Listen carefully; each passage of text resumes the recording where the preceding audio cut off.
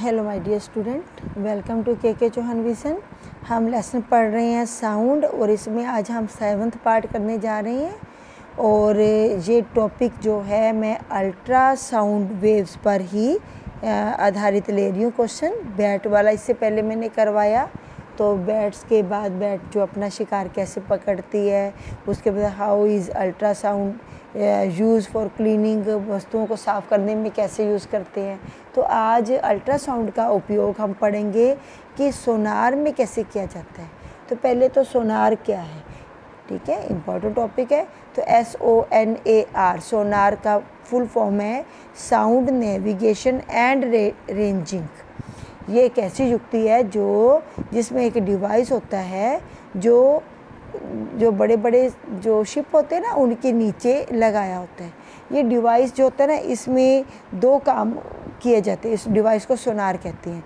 तो इस डिवाइस से दो काम होते हैं। एक तो ये साउंड वेव्स को, कौन से साउंड वेव्स, अल्ट्रासाउंड वेव्स को ये जो है प्रोड्यूस करता है, बनाता है। फिर उन साउंड वेव्स को नीचे भी भेजता है, ट्रांसमिट करता है।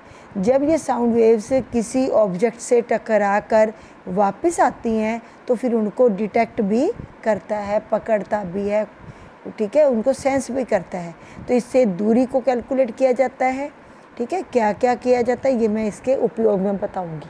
अभी आपको यही पता होना चाहिए कि सोनार क्या है, उसका नाम पूरा साउंड नेविगेशन एंड रेंजिंग, ठीक है, रेंजिंग।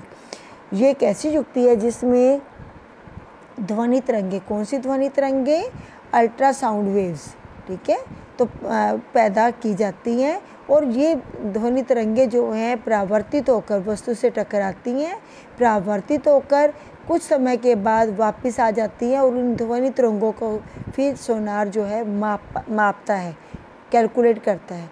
इस तकनीक से, ठीक है, पराध्वनि तरंगों का उपयोग किया जाता है। इस तकनीक में पराध्वनि तरंगों का उपयोग किया जाता है।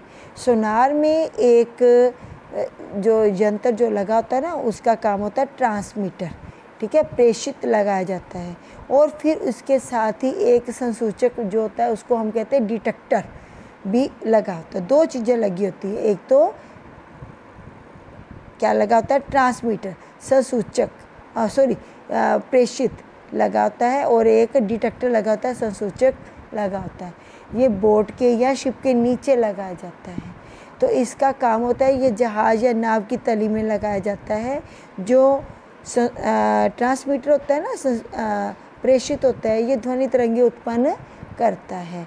और जो ध्वनि तरंगे उत्पन्न की जाती है, फिर उनको क्या किया जाता है, वो जल में गमन करके किसी पिंड से टकराकर वापस आती हैं, तो डिटेक्टर के द्वारा इनको फिर ग्रहण किया जाता है।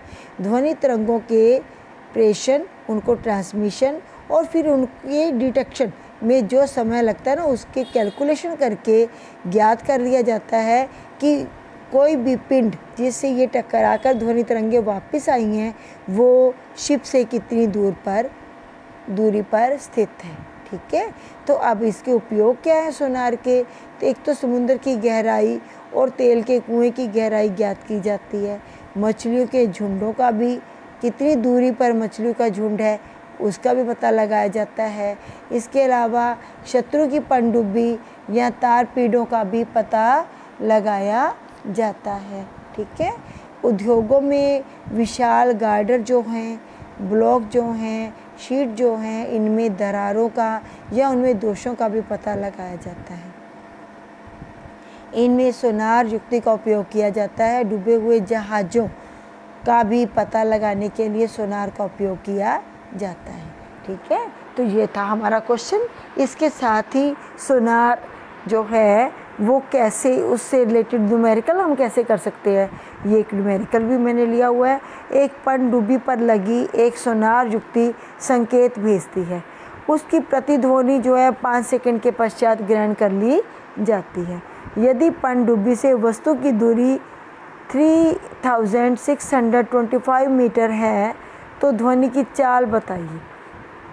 मान लो ये सोनार का ये शिप है, यहाँ पे सोनार इंस्ट्रूमेंट लगा हुआ है, इसने ध्वनि भेजी और ये वस्तु से टकराई और वापस आ गई। ये दूरी बताई हुई है उन्होंने 3625 मीटर। तो 3625 मीटर ऐसे नीचे को आई और 3625 मीटर ऊपर आई, तो हम डबल करेंगे ना 3625 मीटर ये वाली। तो ध्वनि यहाँ से चली, टकराई और वापस आई, तो 3625 प्लस 3625 डबल हो जाएगी दूरी। तो टाइम हमें दिया हुआ 5 सेकेंड। तो प्रतिध्वनि दुगना रास्ता तय करती है, ये हमें पता होना चाहिए। एक डिस्टेंस दी हुई है 3625, प्रतिध्वनि दुगना रास्ता तय करती है तो 2d आ जाएगा। तो ये आ गया हमारी दूरी। तो कहते हैं चाल, चाल का फार्मूला क्या होता है? तय की गई दूरी बटा लिया गया समय। तो ध्वनि की चाल का फार्मूला आ गया दूरी, तय की गई दूरी, तो 2d आ गया, डबल लेनी पड़ेगी हमें। ठीक है, दूरी कितनी होगी? 7250 मीटर और समय कितना है? 5 सेकेंड। अब इसको डिवाइड कर देंगे तो 1450, 1450 मीटर प्रति सेकंड। चाल की इकाई जो है वो मीटर प्रति सेकंड होती है, तो हम इसको कैलकुलेट कर लेंगे।